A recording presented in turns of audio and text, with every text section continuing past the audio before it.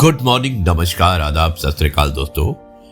एक बार फिर आपका अपना प्रिय डॉक्टर आदि कश्यप मुंबई से मानुस आपके लिए लेकर आया आपका मनपसंद program positive karma. Episode number है 1734 और दोस्तों आज की रविवार स्पेशल कहानी है जिसका शीर्षक है जादुई बरगद का पेड़।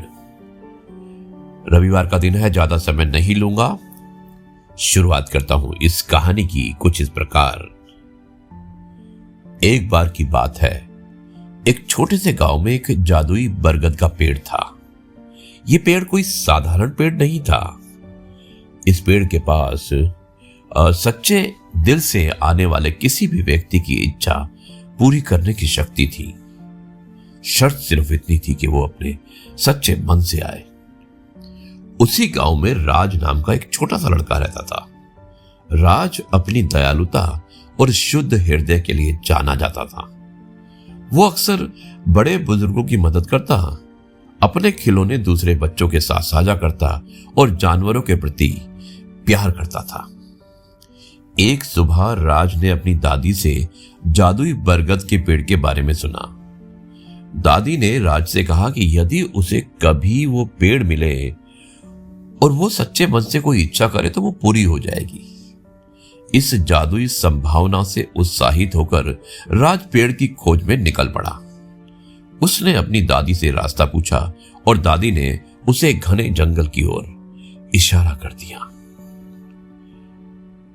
राज अपनी दादी के निर्देशों का पालन करते हुए घने जंगल में घंटों तक चलता रहा और आखिरकार उसकी नजर शानदार बरगद के पेड़ पर पड़ी। इसकी शाखाएं विशाल भुजाओं की तरह फैली हुई थी और इसकी जड़ें एक सुरक्षात्मक आलिंगन की तरह फैली हुई थी।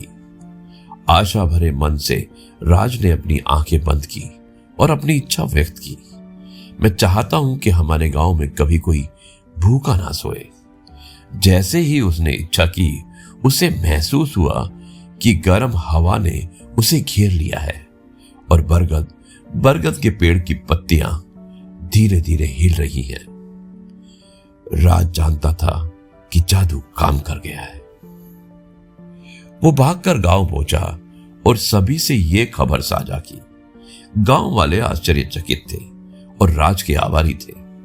गांव वालों ने साथ में एक सामुदायिक विशाल बगीचा शुरू करने का निर्णय लिया, जहां वो फल और सब्जियां उगाते थे। उन्होंने अपनी फसल जरूरतमंद लोगों के साथ साझा की और जल्द ही उस गांव में कभी भी कोई भूखा नहीं सोया। जादुई बरगद के पेड़ और उसके शुद्ध हृदय की बदौलत राज की इच्छा पूरी हो गई। दोस्तों, दयालुता और निस्वार्थता इच्छाओं से अगर हमारी इच्छा निस्वार्थ है और हम दयालु हैं, तो यदि आप कुछ भी सोचते हैं और आप सच्चे दिल से अच्छे काम करते हैं तो वाकई जादू हो सकता है। आप इस दुनिया को एक बेहतर जगह बना सकते हैं। दोस्तों, ये थी कहानी। मुझे उम्मीद है कि ये कहानी आपको पसंद आई होगी। अब मैं इस कार्यक्रम को यहीं पर समाप्त करता हूं और कल आपसे एक बार फिर से मुलाकात करूंगा कुछ नई बातों के साथ। तब तक के लिए आपसे कहता हूं जय गुरु जी, शुक्राना गुरु जी।